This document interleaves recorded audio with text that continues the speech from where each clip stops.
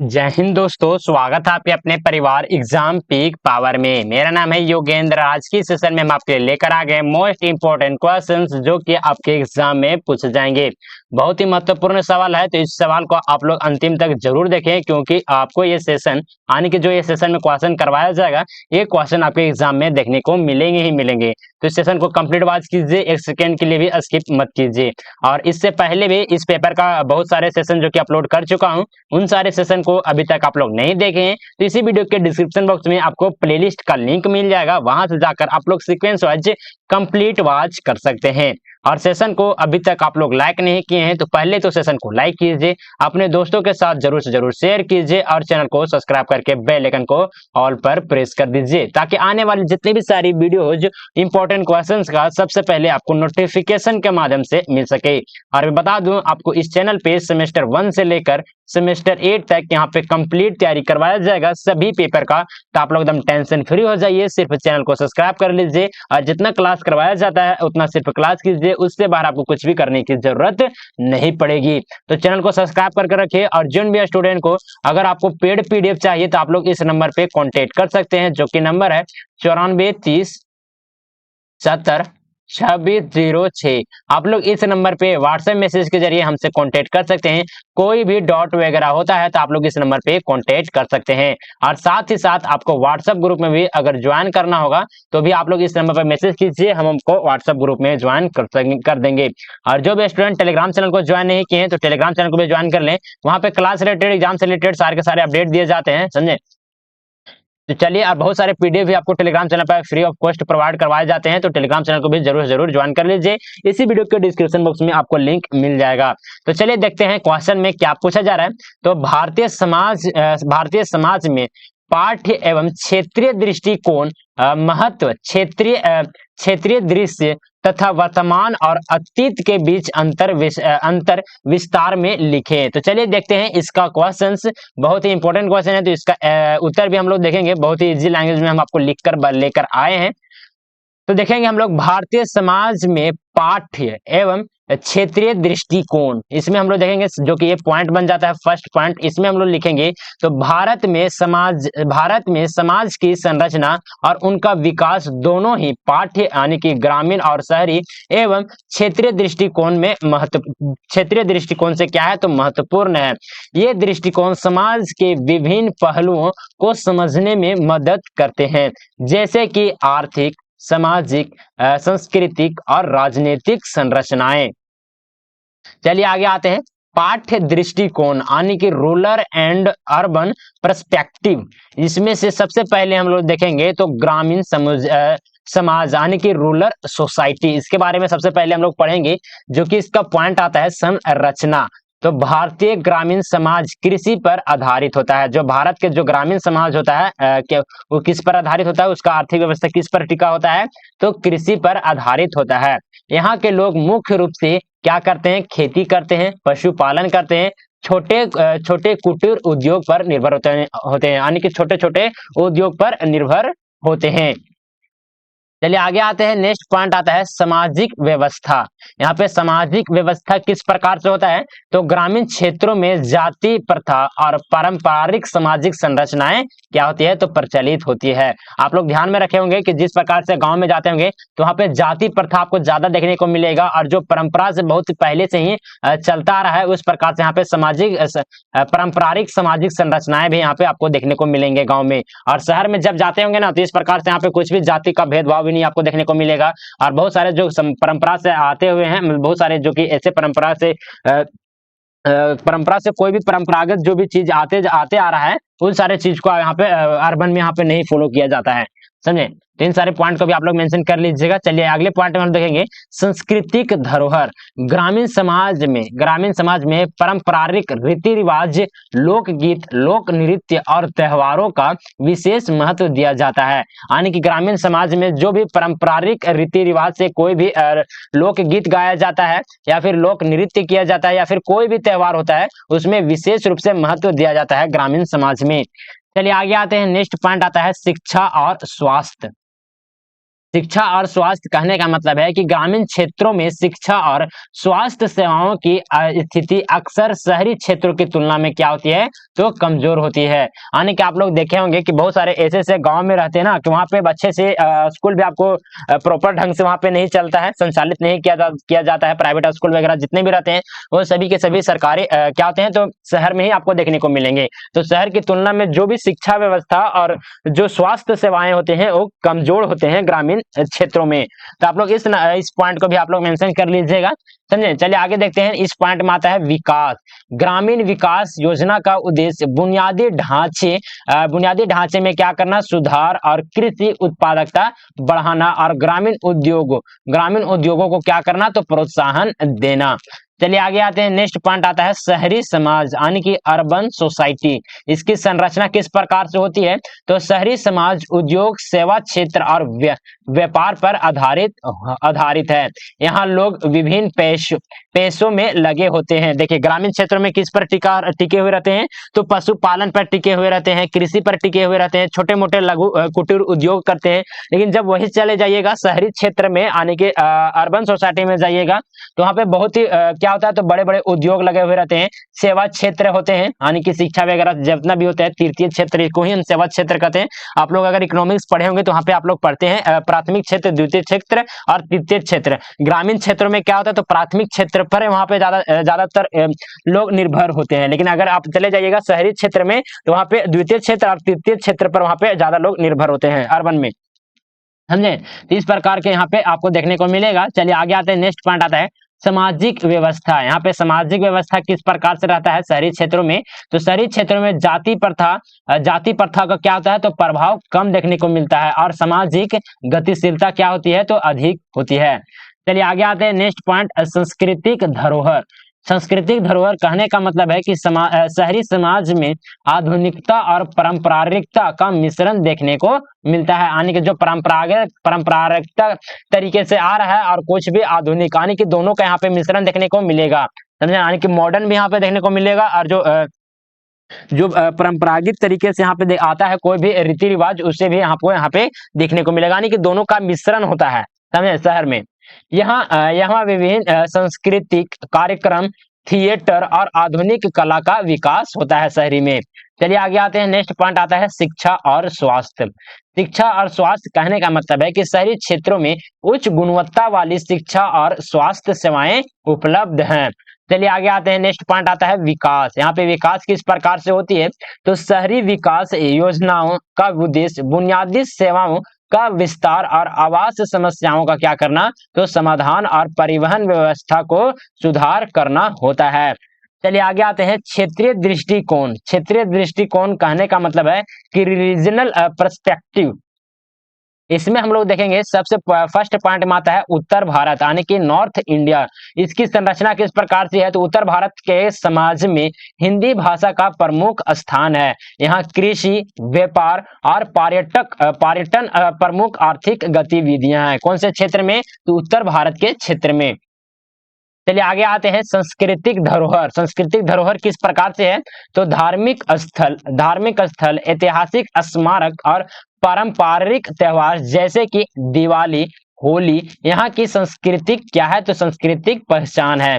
चलिए आगे आते हैं। नेक्स्ट पॉइंट में आता है इसका विकास किस प्रकार से हुआ है उत्तर भारत में, तो जैसे कि दिल्ली, उत्तर प्रदेश, पंजाब और हरियाणा जैसे राज्यों में शहरीकरण और औद्योगिकरण पर क्या, तो तेजी से हो रहा है। कौन कौन से राज्य में, तो दिल्ली में, उत्तर प्रदेश में, पंजाब में और हरियाणा में। और ये कौन सा है, तो उत्तर भारत का उत्तर वाला क्षेत्र है, समझे।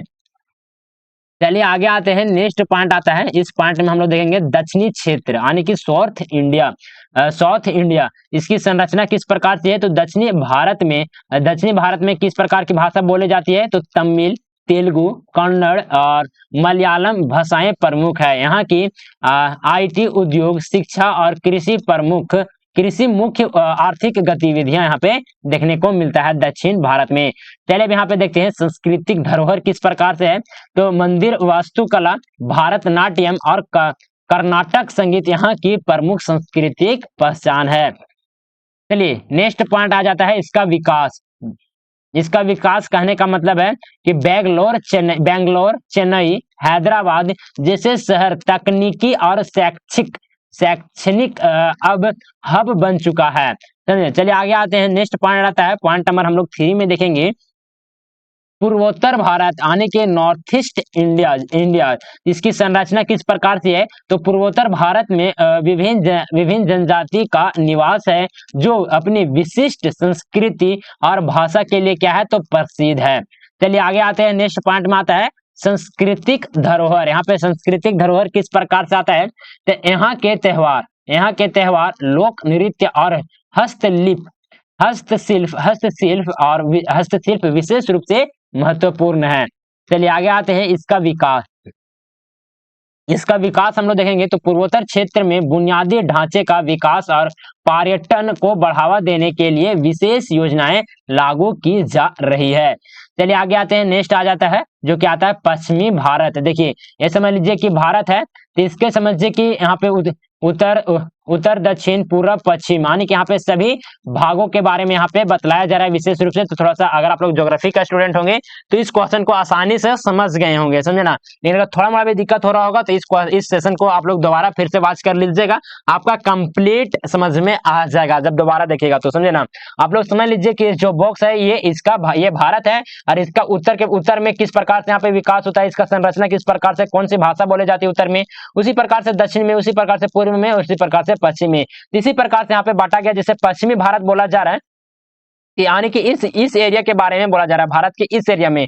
और इस एरिया में कौन कौन से राज्य आते हैं? तो जैसे कि महाराष्ट्र आता है, गुजरात आता है, समझे, बहुत सारे यहाँ पे राज्य आते हैं, राजस्थान भी इधर ही आता है। इस प्रकार के आप लोग यहाँ पे मेंशन कीजिएगा पश्चिमी भारत में।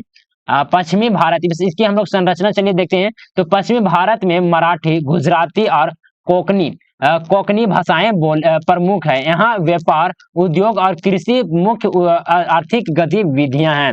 चलिए आगे आते हैं। सांस्कृतिक धरोहर किस प्रकार से है? तो महाराष्ट्र का गणपति उत्सव, गुजरात का नवरात्रि और गोवा का कार्निवल प्रमुख सांस्कृतिक आयोजन है। चलिए आगे आते हैं। इसका विकास किस प्रकार से हुआ है? तो मुंबई और पुणे जैसे शहर वित्तीय और औद्योगिक क्या है? तो औद्योगिक हब है। चलिए आते हैं वर्तमान और अतीत के बीच में अंतर यानी कि difference between present and past, जिसका हम लोग फर्स्ट पॉइंट देखेंगे सामाजिक संरचना में परिवर्तन। किस प्रकार से सामाजिक संरचना में परिवर्तन हुआ तो उसे भी चलिए हम लोग देखते हैं। जिसमें से आता है अभी पहले देखेंगे अतीत यानी कि पहले किस प्रकार से रहता था सामाजिक संरचना में। तो पारंपरिक समाज में जाति प्रथा, सामाजिक स्थिरता अधिक थी, सामाजिक गतिशीलता क्या थी? तो कम थी और लोग अपने पारंपरिक पेशों में लगे रहते थे। यानी कि जो पहले से जो उनके पूर्वज होते थे वो जिस प्रकार से पैसा करते आ रहे थे यानी कि खेती करते थे तो फिर आगे भी खेती ही चलता था। कोई व्यक्ति अगर कारपेंटर का काम करता था तो कारपेंटर का ही काम करते आता था। इस प्रकार से जो सामाजिक गतिशीलता थी इसके कारण से कम थी वहां पे अतीत में आने की पहले और अब देखेंगे वर्तमान में किस प्रकार से है? तो आधुनिक समाज में जाति प्रथा का प्रभाव क्या है? तो कम हुआ और शैक्षिक और आर्थिक अवसरों के कारण सामाजिक गतिशीलता क्या हो गई? तो बढ़ गई। चलिए आगे आते हैं। नेक्स्ट पॉइंट आता है पॉइंट नंबर 2 में हम लोग देखेंगे आर्थिक संरचना में परिवर्तन। आर्थिक संरचना में किस प्रकार से परिवर्तन हुआ है अतीत से वर्तमान तक, तो चलिए उसे भी हम लोग देखेंगे। जिसमें से आता है अतीत में किस प्रकार से था? तो कृषि और कुटीर उद्योग क्या थे? तो प्रमुख और आर्थिक गतिविधियां थी। रोजगार के अवसर क्या थे? तो सीमित थे यानी कि बहुत ही लिमिटेड था। तो चलिए देखते हैं आगे वर्तमान में किस प्रकार से है? तो उद्योग, सेवा क्षेत्र, आईटी प्रमुख आर्थिक गतिविधियां बन गई है। रोजगार के अवसर क्या हो गए? तो बढ़ गए और आर्थिक विकास तेजी से हुआ है वर्तमान में। चलिए आगे आते हैं। नेक्स्ट पॉइंट आता है, इस पॉइंट में आता है शिक्षा और स्वास्थ्य में परिवर्तन किस प्रकार से देखने को मिलता है? तो अतीत में हम लोग देखेंगे सबसे पहले कि शिक्षा और स्वास्थ्य सेवाएं क्या थे? तो सीमित और मुख्यतः शहरी क्षेत्रों में ही केंद्रित थे। लेकिन अगर वर्तमान में देखा जाए तो शिक्षा और स्वास्थ्य सेवाओं का क्या हुआ? तो विस्तार हुआ और ग्रामीण क्षेत्रों में भी उच्च गुणवत्ता वाली सेवाएं क्या हो गई? तो उपलब्ध हो रही है। चलिए आगे आते हैं। नेक्स्ट पॉइंट आता है पॉइंट नंबर 4 में हम लोग देखेंगे परिवहन और संचार में परिवर्तन किस प्रकार से हुआ था? तो इसका अतीत किस प्रकार से था? तो परिवहन और संचार में संचार के साधन सीमित और धीमी थे। सड़क, रेल और टेलीफोन सीमित थे। अतीत में क्या थे, जो परिवहन और संचार के जो संसाधन थे वो क्या थे, सीमित थे और फिर धीमे थे। और जो पहले थे सड़क थे, रेल थे, टेलीफोन जो कि क्या थे, तो सीमित थे, बहुत ही यहाँ पे कम, जो कि ज्यादा मतलब कि अच्छे लेवल पर विकसित हुआ था राज्य, उन्हीं राज्यों में आपको अच्छा सड़क देखने को मिलता था। लेकिन अभी अगर आप लोग देखिएगा तो एकदम छोटा से छोटा गांव में भी एकदम एक से एक लेवल का मतलब कि अच्छा सड़क मिलता है। रेल मार्ग का उपलब्ध करवाया जा रहा है। टेलीफोन आप लोग देखिएगा तो अभी फिलहाल क्या है, तो अभी सभी व्यक्तियों के पास मोबाइल रहता है, अपना पर्सनल मोबाइल रहता है। और पहले क्या रहता था, टेलीफोन रहता था, घर में एक ही रहता था। तो इस प्रकार के बहुत सारे यहाँ पे दिक्कत देखने को मिलते थे अतीत में। अब चलिए वर्तमान में हम लोग देखेंगे आधुनिक परिवहन, संचार नेटवर्क और देश संचार नेटवर्क ने क्या किया, तो देश को जोड़ा है। हवाई यात्रा, इंटरनेट, मोबाइल फोन ने संपर्क और संचार को अपना आसान बना दिया है। चलिए आते हैं इस क्वेश्चन का निष्कर्ष देखेंगे, जो कि इंपॉर्टेंट ये पॉइंट बन जाता है। निष्कर्ष लिखना, तो निष्कर्ष को आप लोग लिखना बिल्कुल भी मत भूलिएगा। तो निष्कर्ष में हम लोग लिखेंगे भारतीय समाज में पाठ्य और क्षेत्रीय दृष्टिकोण से विविधता और एकता दोनों ही महत्वपूर्ण है। इन दृष्टिकोण के माध्यम से समाज की संरचना,